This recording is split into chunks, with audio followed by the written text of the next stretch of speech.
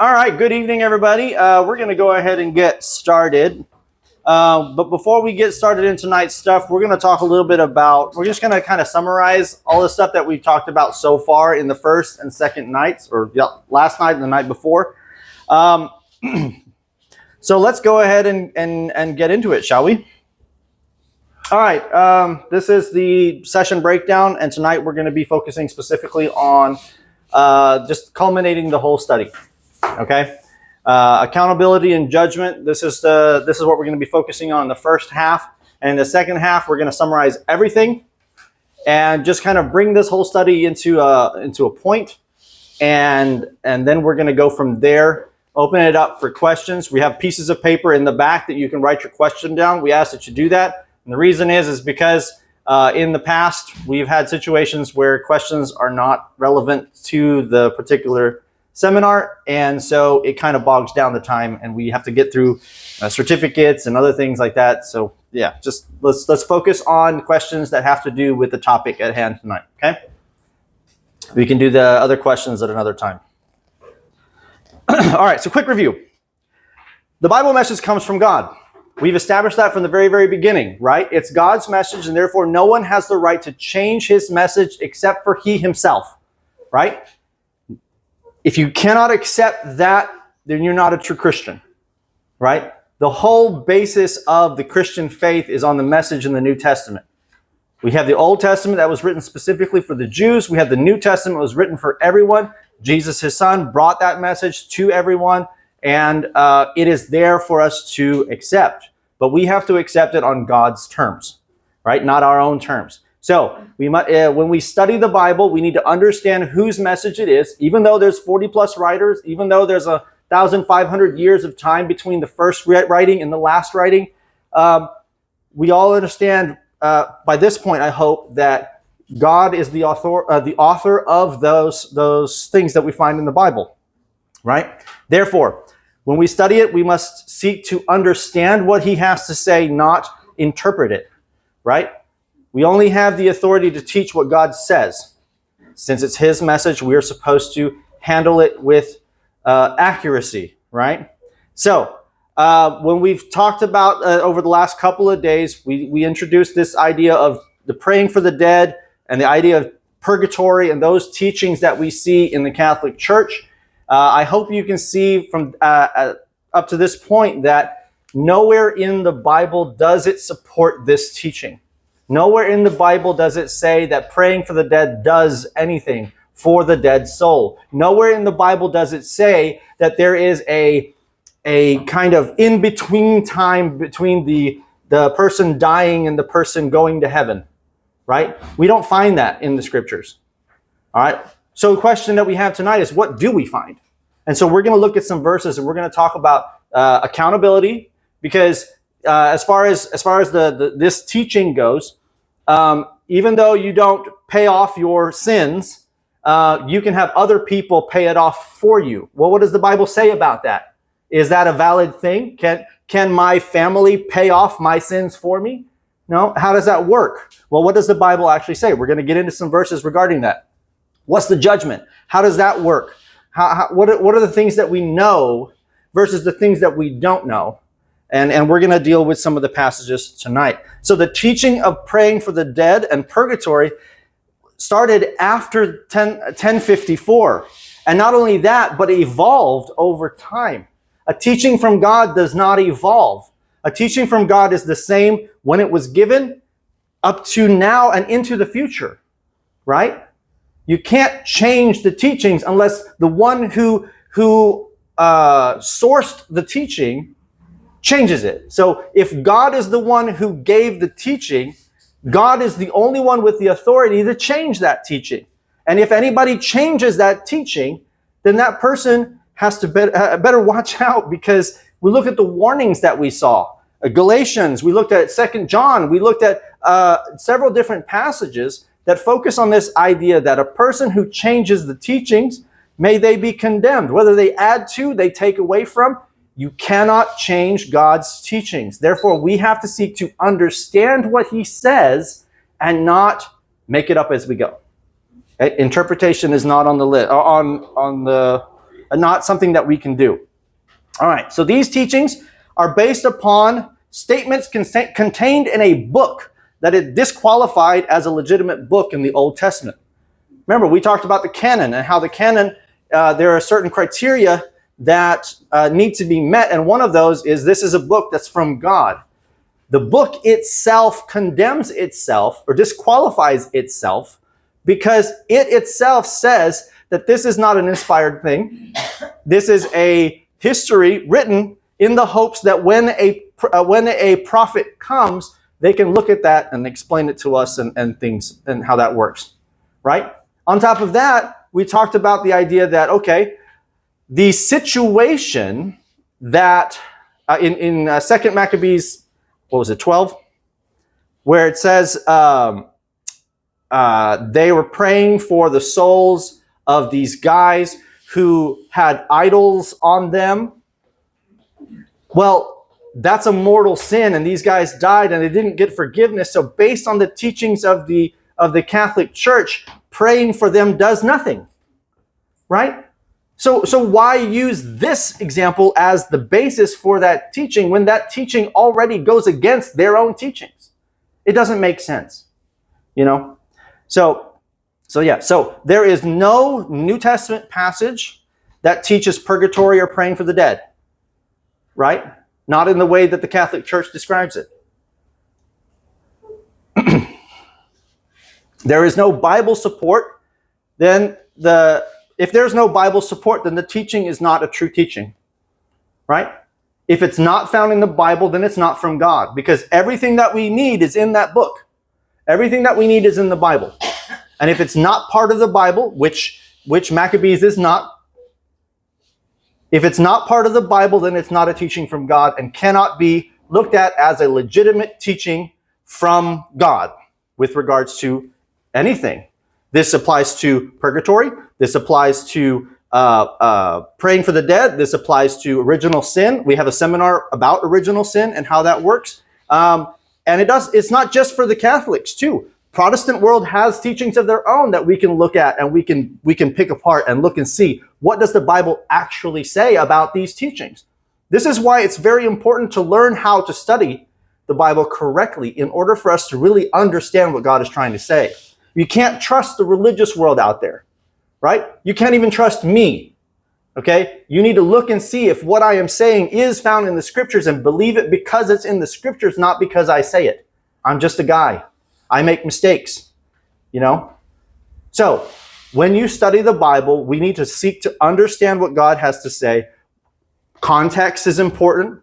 We set aside our religious beliefs, and then we look and see what does it say, and then we compare. And if they're the same, great. If they're not, we have to make a decision. Are we going to follow what God says, or are we going to follow what our religious leaders tell us? Right? You can't trust anyone, and I'll show you why tonight. Okay, so with that in mind, we're going to jump straight into it. So accountability and judgment. We're going to start today with passages that talk about the judgment. What we do know in the Bible is there will be a judgment day.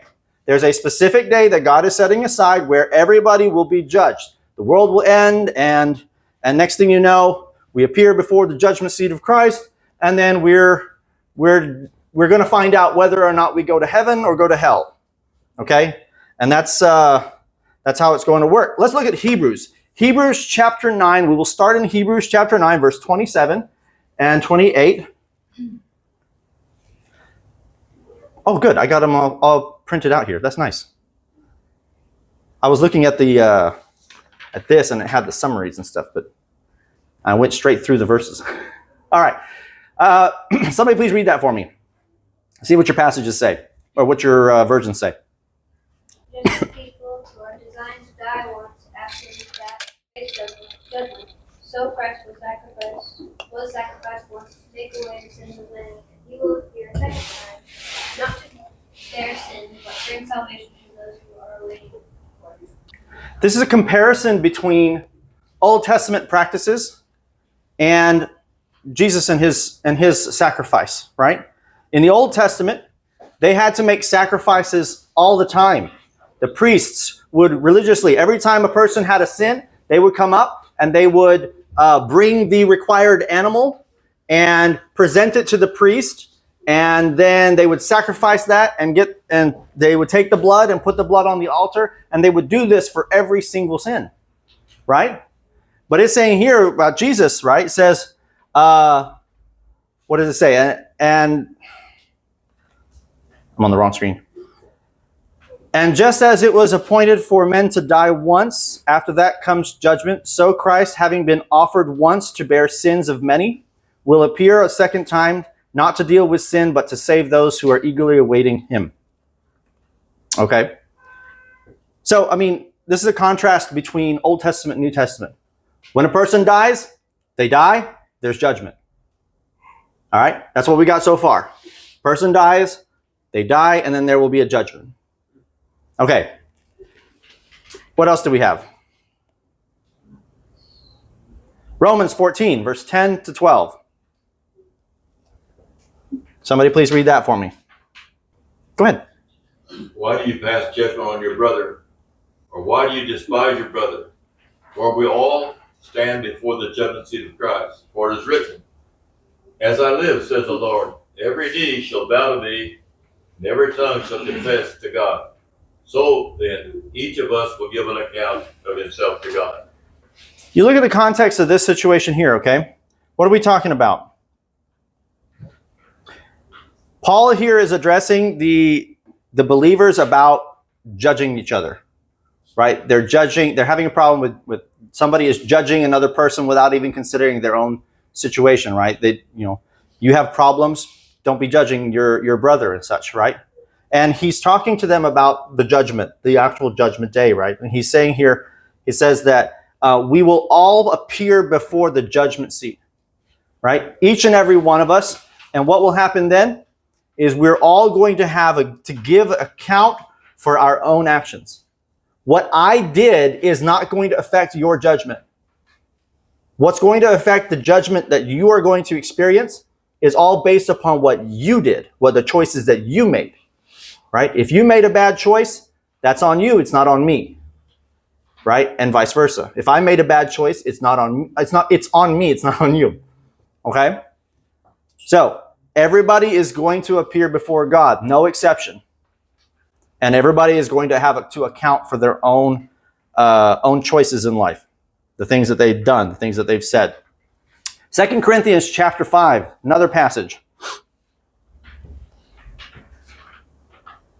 2 Corinthians chapter 5, verse 10. For we must all stand before Christ to be judged. We will each receive whatever we deserve for the good or evil that we have done in this earthly body. Okay. Another passage that adds to the whole picture, right?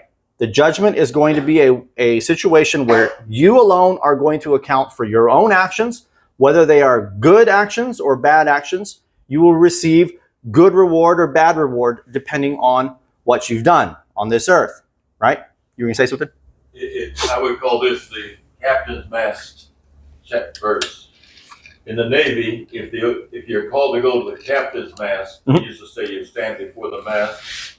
It's either for good or bad. Okay. So it could be good news or bad news. And here, the nice thing, it could be good news. Yeah. So it's like either a promotion or something like that, or a reprimand. Yeah, well, when Jesus is a lawyer, it'll probably be good news. Right. Okay. So once again, this basically says the same thing as the previous one, right? So Paul is encouraging the believers to live pleasing to God in light of their, eternal accountability. You have the situation where you're like, okay, the things that you are going to do on this earth, the choices that you make, the words that you say, all are going to be laid bare at the judgment. And these things are what's going to decide whether or not you're going to heaven. Okay, well, that's one side of it. So on the one side, we have our actions, our choices, our words, the way we treat people, the way we think, the way we act. All these things are going to be the one side of the judgment. On the other side, we saw passages that talk about the things that Jesus taught, the things that the apostles taught. These are the things that are going to be on the other side of that scale. And so they're going to compare the two. right? We looked at passages last time. Was it last night or the night before? I think it was last night, where we saw that, and we're going to look at some more here in a little bit. But we saw that there's going to be a comparison, right? The things that Jesus taught, the things that the apostles taught, the things that the Holy Spirit guided these men to teach. These are going to be the things that are going to be the judge, the judge, or the thing that they're going to compare to. What we've done versus what they said, the teachings and such, the teachings and actions that Jesus did. Okay. Next. So basically, each person is accountable, right? Each and every person is accountable. You are accountable for the things that you've done. Matthew 12:36. What does it say? And I tell you this, you must give an account on Judgment Day for every idle word you speak. The things that you say. If you're a gossip, the things that you've said, the discord that you've spread because of the words that you've chosen are going to be laid bare, and you're going to be judged upon those things. You say good things to people, those are going to be judged. You say bad things to people, those are going to be judged, right? You got to be careful what you say around people, right? In the context here, Jesus is rebuking the Pharisees because of their attitude and such, right? They're attributing his miracles to miracles of Satan instead of miracles from God, right? And he wants to warn them to be careful about the things that they say, right? So every idle word each person said is going to be judged. 2 Corinthians 5 verse 10, we just looked at that. What did it say? It says the things that we did while alive in the body, right? These are going to be the things that are judged, right? Let's look at 1 Peter chapter 1, verse 17 to 21. What does that say? Go ahead. And if you call on him as Father who judges impartially according to each one's deeds, conduct yourselves with fear throughout the time of your exile, knowing that you were ransomed from the futile ways inherited from your forefathers, not with perishable things such as silver or gold, but with the precious blood of Christ, that is, like that of a lamb, without blood, blemish, or spot. He was foreknown before the foundation of the world, but was made manifest in the last time for the sake of you, who through him are believers in God, who raised him from the dead and gave him glory, so that your faith and hope are in God. Okay. Here we see that Peter's urging the believers to live good lives, right? Because when you look at the judgment, God's judgment is going to be impartial. It's not going to be based on whether or not you're financially secure or not, what your social situation is, how many Mercedes-Benz you have. It doesn't matter, right? In fact, this passage undercuts the whole indulgences and things like this, because that's not going to be part of it, right? There's going to be no favors. You can't buy favors from God. He focuses on living your life while you're alive and focuses on that. Okay? So, according to each person's work, the things that they do. All right, 1 Peter chapter 4. I'm going to move this out of the way. 1 Peter chapter 4, verses 3 through 5. Somebody please read that for me. What does it say? 1 Peter 4, 3 through 5. If you need Bibles, they're back in the back. Just grab one and yeah, go ahead. Yeah, you can use that. Yeah, you can use your phones if you want to have your Bible. You pick it out there. Yeah, go ahead. For the time that is past suffices for doing what the Gentiles want to do, living in sensuality, passions, drunkenness, orgies, drinking parties, and lawless idolatry. With respect to this, they are surprised that you do not join them in the same flood of debauchery, and they malign you. But they will give an account to him who is ready to judge the living and the dead. Okay. Yeah. Peter's reminding these people, the believers, that unbelievers will face judgment just like they will, right? The way you live, the sinful living that you have, these are going to be laid bare on the judgment in the judgment day. The living and the dead are going to be judged, right? Everyone, whether still living or dead, will face God's judgment personally. And there's no mention in here in the context about praying having an effect on that, whether positive or negative, right? It's all a direct and individual thing. Your actions are the only thing that are going to affect your salvation. Whether you go to heaven or go to hell, it's all on your shoulders. No one else's. Okay? So, each will have to give an account. Revelations 20, verse 12 through 13. 12 and 13. Go ahead. I saw the dead, both great and small, standing before God's throne. And the books were opened, including the book of life. And the dead were judged according to what they had done, as recorded in the books. The sea gave up its dead, and death and the grave gave up their dead. And all were judged according to their deeds. Okay, this is John giving his revelation, the things that he saw with regards to all of that, right? He sees a great white throne of judgment, and after the final resurrection, all who ever lived are resurrected and judged by their deeds, their actions, not by the prayers, not by the indulgences or things like this, but by the deeds that they have done while still alive, right? It's not a thing where you can pass that on to someone else or things like this. At the resurrection, every person is judged according to their deeds. Okay? So there's no post-death alterations that are happening. While you are alive, you still have a chance. But once you die, you're set. Okay? All right. So, yeah, the dead are judged according to what they had done.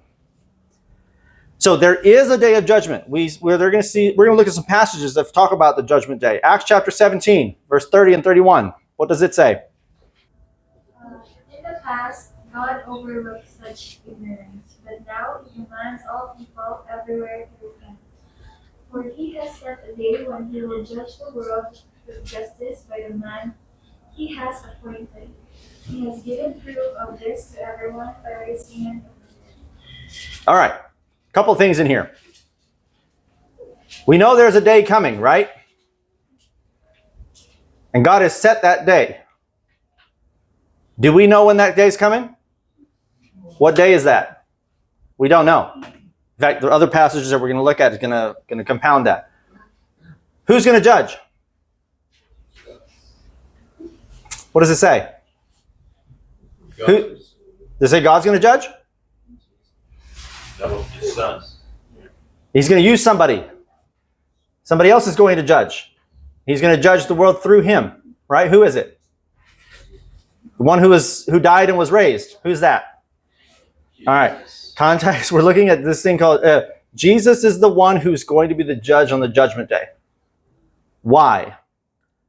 It's all about fairness, right? You want to know more about that? We have some classes that we have here at the Bible Study Center that focuses in on that particular thing. Jesus is going to be the judge. Why? Because it's fair. God does not know what it means to be human. He has not experienced life as a human. Jesus has, right? Jesus knows what it means to be God. Jesus knows what it means to be human. Therefore, he is the perfect judge for there to be fairness.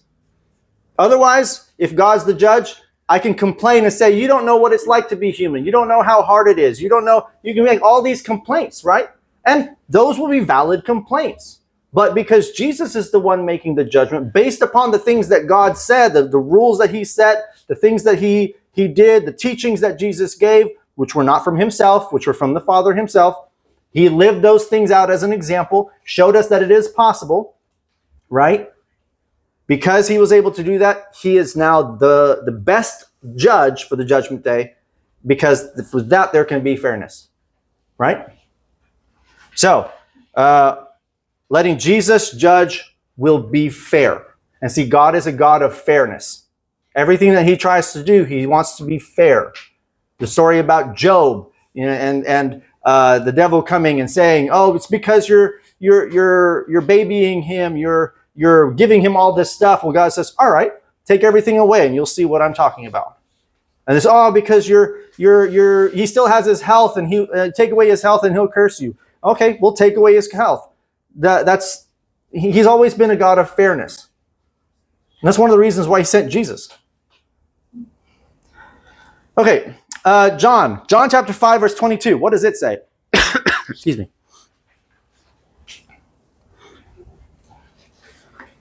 For the Father judges no one, but has given all judgment to the Son, that all may not honor the Son just as they honor the Father. Whoever does not honor the Son does not honor the Father who sent him. Who's going to judge? Jesus. Jesus is going to be the judge. I want you to think about it like this. I mean, think about a courtroom situation. Who's the one on the judge's chair? It's Jesus. But God's there behind him. He's the one that's kind of set all the rules and stuff. And based on those rules, Jesus is going to make the judgment call on whether or not a person goes to heaven or goes to hell. And what's that? What's the basis of that? Their actions. The teachings on one side and the actions on the other. If they're the same, good. If they're not, you're going out. You're going to hell. Yes, sir. John, in our world today, is there a number of people that have to think about this very seriously because they do not honor the Son as they should honor him. Yep. And therefore they're not right with God. Yep. We need to help them to understand about that. Yes, sir, we do. This is why Bible study is important. Context is important. Like I said this, I think, the first night.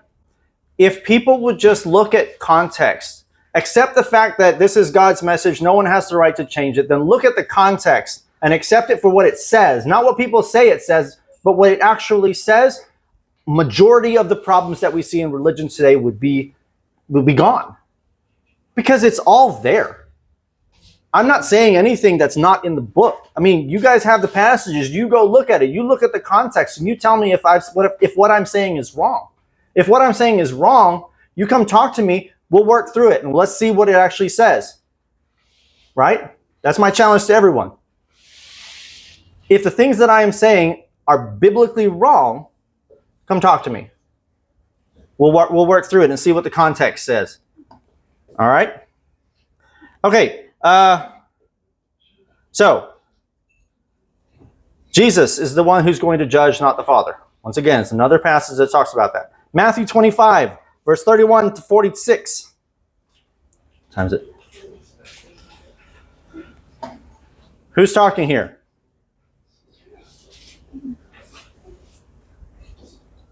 Jesus. Jesus is talking here. What is he talking about? What does it say? He's coming back. Anybody want to read it? It's long. It's a little long, but it's got some good stuff in there. Okay. When the Son of Man comes in his glory, and all the angels with him, then he will sit in his glorious throne. Before him will be gathered all the nations, and he will separate people one from another, like a shepherd separates his sheep from the goats. They place the sheep on his right, but the goats on his left. Then the king will say to those on his right, "Come, you who are blessed by my Father, inherit the kingdom prepared for you from the foundation of the world. For I was hungry, and you gave me food. I was thirsty, and you gave me drink. I was a stranger, and you welcomed me. I was naked, and you clothed me. I was sick, and you visited me. I was in prison, and you came to me." Then the righteous will answer him, saying, "Lord, when did we see you hungry and feed you, or thirsty and give you drink? And when did we see you a stranger and welcome you, or naked and clothe you? And when did we see you sick or in prison and visit you?" And the king will answer them, "Truly I say to you, as you did it to one of the least of these my brothers, you did it to me."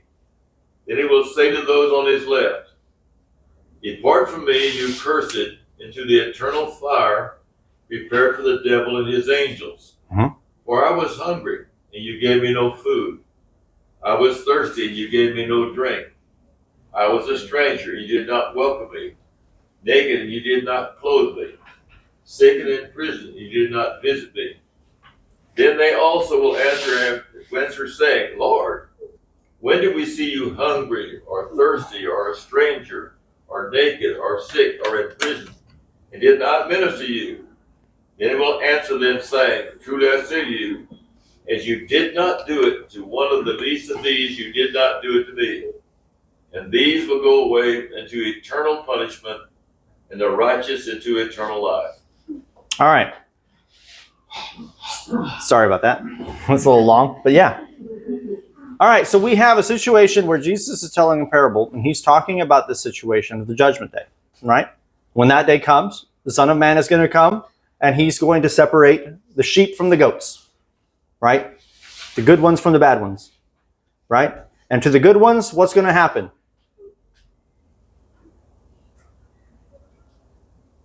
Go where they're supposed to go. Which is? Prepare to play them. Yeah, so they have there's a positive outcome, right? But for the other side, there's a negative outcome, right? And it's not a good outcome. Diba? So we have, on one side, we have eternal life. On the other side, we have eternal punishment. There's no middle ground here.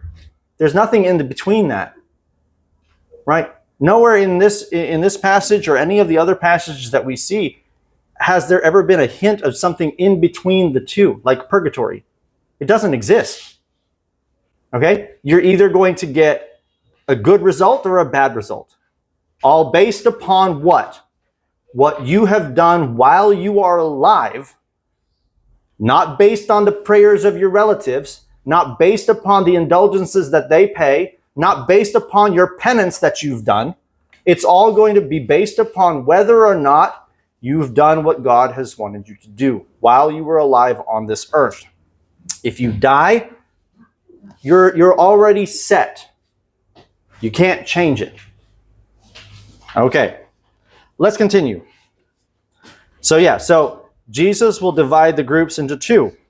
And then from there, the ones who did good will go to their reward, and the ones who done bad will go to their punishment. 2 Thessalonians chapter 1, verse 3 through 10.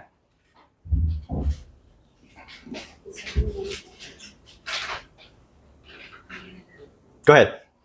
Dear brothers and sisters, we can't help but thank God for you, because your faith is flourishing and your love for one another is growing. We proudly tell God's other churches about your endurance and faithfulness in all the persecutions and hardships you are suffering.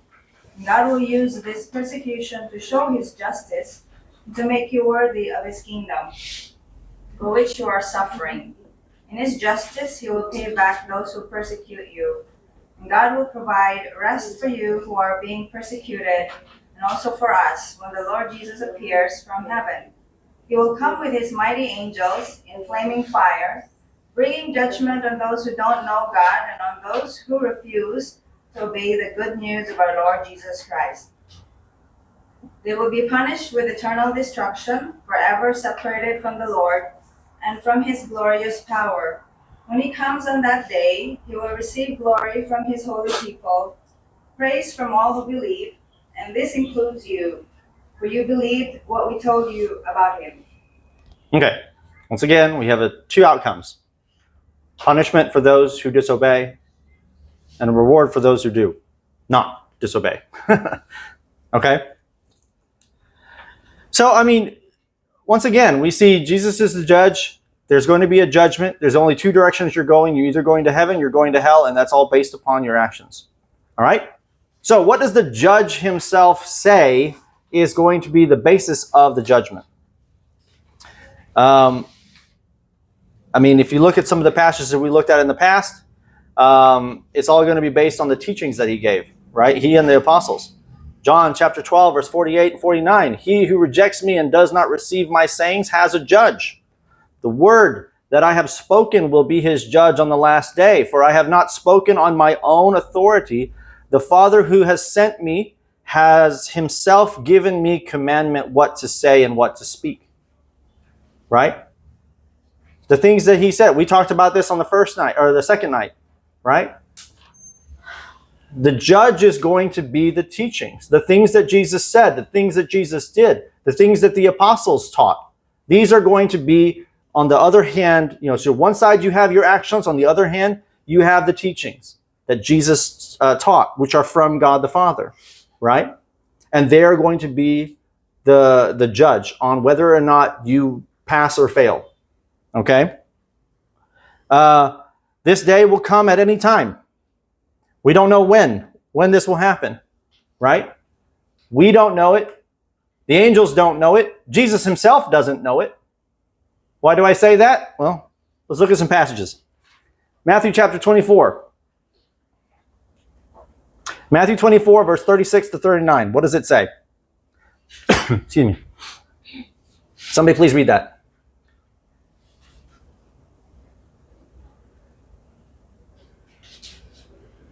No one knows when that day or time will be. The Son and the angels in heaven don't know when it will be. Only the Father knows. When the Son of Man comes, it will be the same as what happened during Noah's time. In those days, before the flood, people were eating and drinking, marrying and giving their children to be married right after the day Noah entered the boat. They knew nothing about what was happening until the flood came and destroyed them all. I mean, no one knows when it's going to happen except for one person and one person only. God the Father. He knows when the day of judgment is going to happen.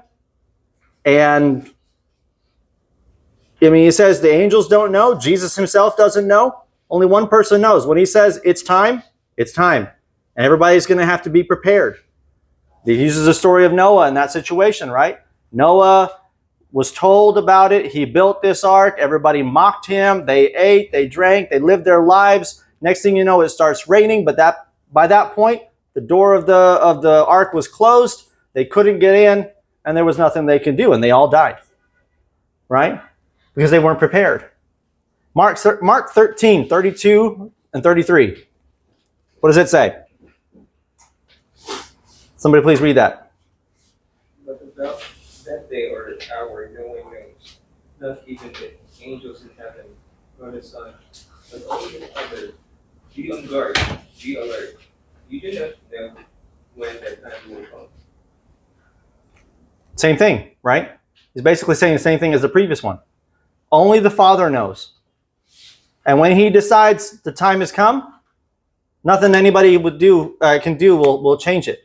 You can complain all you like, you can whine and throw a fit about it, but it's not going to change the fact that it's time, right? So, only the Father knows. 1 Thessalonians 5, verses 1 to 3. 1, 2, and 3. Now What- concerning... Okay. Now concerning how and when all this will happen, dear brothers and sisters, we don't really need to write you.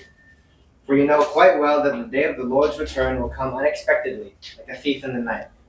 When people are saying everything is peaceful and secure, then disaster will fall on them as suddenly as a pregnant woman's labor pains begin, and there will be no escape. My wife has gone through 3 pregnancies. And when the time came to deliver the child, we weren't expecting it. The first one came, I think it was the water broke and everything happened about 5 in the morning. We were sleeping. We weren't expecting it, and it just happened, right? If you knew that tonight there was going to be a thief that's going to rob your house, what would you do? To the pole. The polo. Don't do that. You would prepare, right? You would make sure everything is locked up tight. In fact, you probably wouldn't sleep. You would be ready in case the person tries to break in and then be able to react. But what's going to happen is this. And I know how like people are saying, oh, the end times are coming. You have wars and you have things like this. Sure, that's fine. But it seems like it's going to be more of like a situation where we're not expecting it to happen, and it's going to happen, and everybody's just going to be like, whoa, what just happened? You know what I mean? It's not going to be a situation where we see it coming, We're not going to see this coming. It's going to happen. It could happen right now. Or right now. Or right now, or while we're on our way to the house, or next week, or next month, or 50 years from now. We don't know. 2,000 years from now. We don't know when it's going to happen. Jesus doesn't know when it's going to happen. The angels don't know when it's going to happen. Only God the Father knows. And he's already set the date. That's the crazy thing. He's already set the date, and he hasn't told anyone what it's going to be. But when that day comes, when that time comes, when that hour, when that second comes, he's going to flip the switch. It's not really a switch, but it's going to happen. And we're all going to be surprised about it. Whether we're alive at that time or not, I hope I'm not alive. Because I think it's going to be a scary time. Right? Because everything's going to cease to exist. 2 Peter chapter 3, verses 1 through 14. This is a little long. But it basically says, reiterates the same thing as 1 Thessalonians. This is going to be a thief in the night kind of thing. We're not going to expect it. Right? And we're going a little bit over time, so you have the verse. Look up these verses. Look at the context. Basically, this verse is saying the same thing as 1 Thessalonians chapter 5. Where this will be like a thief. It'll be something that's going to happen that we won't expect, right? But that day is coming, and it's already set. On that day, so there will be a resurrection. Okay, John chapter 5, verse 28 and 29. Go ahead and read that one. Since this is a different focus, we're going to look and see what does it say about the resurrection. John chapter 5, verse 28 to 29. Do not marvel at this, for an hour is coming when all who are in the tomb will hear his voice and come out. Those who have done good, the resurrection of life. Who's done evil, to the resurrection of judgment. Is it further than that? No, just fine. That's fine. I mean, like I said, don't just look at this first. Look at the context. What is the person talking about? Remember, I always encourage everybody, even if you see a verse and we just focus on what the verse says, do not just look at that verse. Look at the context. What is the writer trying to say in this section? Okay? Basically, what we're looking at here is we have the resurrection situation. All the dead will rise, and they will rise up into two possible locations. They're either going to enter into life for those who have done good, and enter into punishment for those who have done bad. And that's all there is. Right? There is no middle ground once again. It is either heaven or hell. Okay? Next, 1 Thessalonians chapter 4, verse 13 through 18. When Jesus comes back, what's going to happen? The dead are going to rise. And the judgment's going to happen. Right? What does it say? Who would like to read? You want to do it? Go ahead. Brothers and sisters, we do not want to be informed about those who sleep in death, so that we do not grieve like the rest of mankind, who have no hope. For we believe that Jesus died and rose again, and so believe that God will bring with Jesus those who have fallen asleep in him. According to the Lord's word, we tell you that we who are still alive, who are left until the coming of the Lord, will certainly not precede those who have fallen asleep. For the Lord himself will come down from heaven with a loud command, with the voice of the archangel, and with the trumpet call of God, and the dead in the Christ will rise first. After that, we who are still alive and are left will be caught up together with them in the clouds to meet the Lord in the air. And so we will be with the Lord forever. Therefore, encourage one another with these words. Some crazy stuff's going to happen on that day. Dead people are going to rise, and then there's going to be a judgment. There's going to be, we're going to go up with him, and those who are in him are going to go up with him, and then the rest, well, it doesn't say what happens to the rest, but in this particular passage, You know, we're looking at some. There's a division between those who do good and those who do bad, right? 1 Corinthians chapter 15, verse 51 through 57. Once again, we're running out of time, so we're gonna continue through this. It just basically reiterates the same thing. The dead will rise, and the living will be changed, and from that point we go on to the judgment, right? So the Bible does not tell us specifically what happens between the time that we die and the time that Jesus will come. Nowhere in the scriptures does it define what happens. Okay? A lot of people try to speculate what happens. Some people say, oh, well, the soul sleeps until its time, and then from there we're raised, and then we go into the judgment. Some people say, well, the person is judged, and then they go to heaven, and then when the judgment happens, everybody else is judged. I don't know. We don't know what happens in between the time that we die and the time that judgment happens, because God doesn't speak about it. Okay? All we can say is the focus of this is not what happens between the time we die and the time that the judgment happens. We focus on the fact that there is a judgment. It is going to be coming for you and every single person on this earth that has been on this earth or ever will ever be on this earth. And we will all have to account for our actions while alive. Okay? If it was important for us to know what happens in the in-between time, he would have explained it. But he doesn't. And there's absolutely nothing in the scriptures that defines it. Okay? So speculating gets us in trouble. That goes back to the idea of interpretation versus understanding. We understand that there will be a judgment. We understand that I have to account for my actions. We understand that I will either go to heaven or hell depending on my actions, whether I've done what God says or not. But the rest of it, it doesn't explain it. So saying one way or the other is going to get us in trouble and going to cause division. Okay? So Ecclesiastes chapter 12, verse 6 through 7. The body decays back to dust, and the soul returns to God from where it came. Okay? Let's look at this passage and actually look and see what it says. We got a couple more passages, and then we'll break for snacks, and then we'll summarize everything. You want to read it? You have it? Yeah. You want to read it?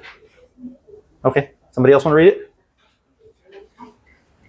Whoever wants to read it, go ahead. Yes. Go ahead. Go ahead. Yes, remember your Creator now while you are young, before the silver cord of life snaps and the golden bowl is broken. Don't wait until the water jar is smashed, and the spring and the pulley is broken at the well. For then the dust will return to the earth, and the spirit will return to God who gave it. Okay. Don't wait till it breaks. All right. Work on it now. The body decays back into dust.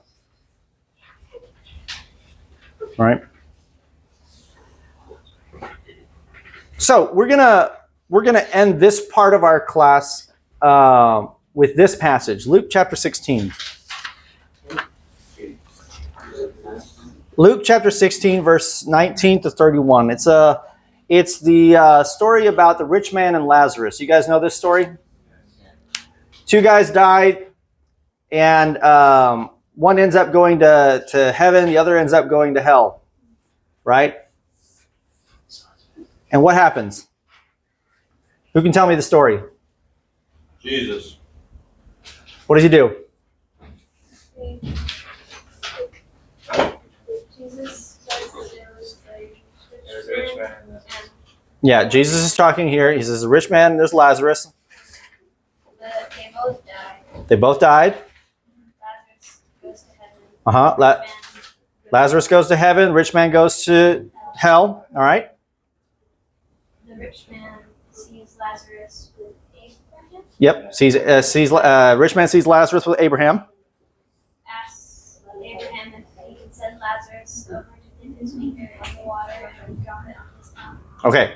So yeah, so he's in pain and stuff, and so he's asking if Lazarus can dip his finger in his I think his pinky finger, right? His little finger in water and touch it on his tongue so he can have some relief. What's the response?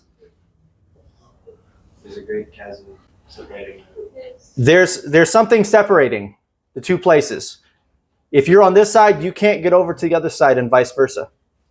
Right? So you can't jump from one side to the other. If you're going to hell, that's it. You can't be brought to heaven and vice versa. Right? What else does it say? The rich man asked Abraham to send Lazarus back to warn. Okay. So the rich man asks that Lazarus be sent back to the world so that he can warn his family, the rich man's family, about the things that the rich man is going through so that they won't have to experience the same thing. Right? What's the response? They have Moses and the prophets. They have Moses and the prophets. Lazarus won't be going back. Right? So, once you die, your fate is set. Okay? You can't go from heaven to hell and hell to heaven. All right? They're separated somehow. Okay? And a person who dies will not come back to the living to be able to warn other people about what they've seen. Because all you need is in the scriptures. The scriptures are their warning. Right? If they won't listen to that, they won't listen to you. Like if somebody were to come back to life and tell us about all of this, they'd be suspect.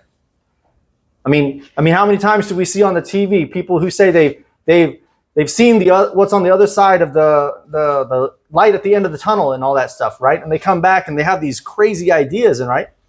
Well, we have no way to verify any of that, right? A lot of it's suspect. And those who do believe in that kind of stuff, well, good luck. But those who, the rest of us, all we have is the scriptures, right? God tells us everything that we need to know, and we need to accomplish those things while we are alive, because once we die, that's it. There's no changes that happen. The whole idea of purgatory, a temporary place for you to dwell, to pay off your debt so that you can go from hell to heaven. No, that doesn't exist, right? Praying on behalf of our relatives who are dead so that they can get rid of the whatever penance that they haven't done yet. No, none of these passages ever indicate that at all, right? Context, guys. Context is the key. Nowhere does it ever say purgatory is a thing. Nowhere does it ever say that praying for your dead relatives does anything, right? If you're going to pray for your relatives, that's fine, but don't expect it to do anything. Because we don't see any commands in the New Testament about us having to, praying for our dead relatives is going to do anything. You going to say something? It looks like the last of this story that Jesus is saying that you better act on the conviction you have right now.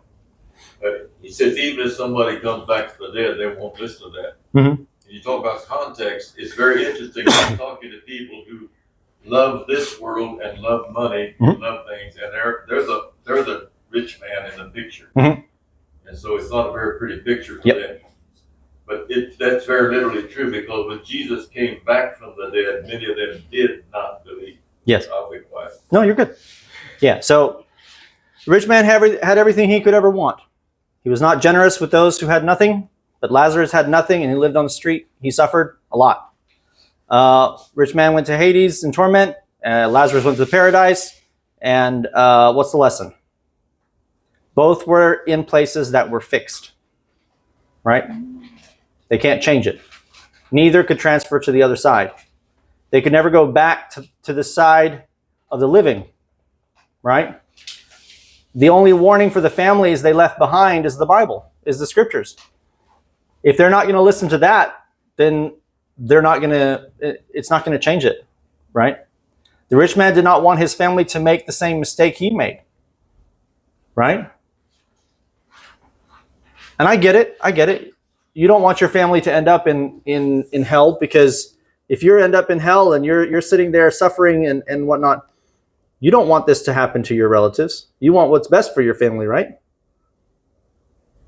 But the problem is this. Once we die, that's it. You have to deal with that kind of stuff while we're alive. You can't change it after we die. So if we die outside of God's grace, then, what can you do? John? Yes, sir. There's a terrible illogical thing that we do. Some of us learn new truths and we won't obey them because our parents didn't obey them, our grandparents didn't obey them. And we make the foolish statement, well, if I do this, I'll condemn my relatives. There's two things wrong with that. First of all, you got to do what you know that is right. And secondly, you are not the judge to decide where they went or where they didn't go. Yes. That's between them and God. Yes. They're God's people doing what every one of us must do exactly what we know God wants to do now. Mm-hmm. That's all we can say about it. Yeah. So we should never make that kind of foolishness. Yeah. You're going to refuse to do what God says because in doing so, you're going to condemn your dead relatives. That's not smart. Well, if that is true, if their dead relatives are lost, would they not be like this guy right here shouting, don't exactly come here? Yes, exactly. If you have dead relatives who are in this situation, I guarantee you they'll have the same attitude that the rich man has in this situation. Right? Don't come here. Do what you have to not to come here. Because this is not what I want for you. I mean, if it was me, that's what I would want for my children and my wife and my family. If I ended up in hell because of some dumb decisions that I made, because it's going to be on me. If I go to hell, because I made the decisions that led me there, right? But if I made those decisions and I end up in hell, I would not want my children or my wife or my family or anybody I know to end up there. Even my worst enemy, I probably wouldn't want that person. I don't have a worst enemy, but if I did, I wouldn't want my worst enemy to end up in that situation. Because based on the descriptions of what hell is like, hell is like, this, and heaven is like that. We get snapshots, pictures of what it's like. We can't really comprehend what it is, but we have pictures of what it's like. And those pictures show a very not fun place to be. All right? I'm not saying it nicely. It's not a good place. Right? There's weeping and gnashing of teeth. You bite down so hard, you grind your teeth down to nothing. There's so much pain and suffering, and it's just not a good place. Nobody, I would not want that on anyone. So that's why we have to deal with that kind of stuff while we are alive. All right? Okay, so we're going to take a break.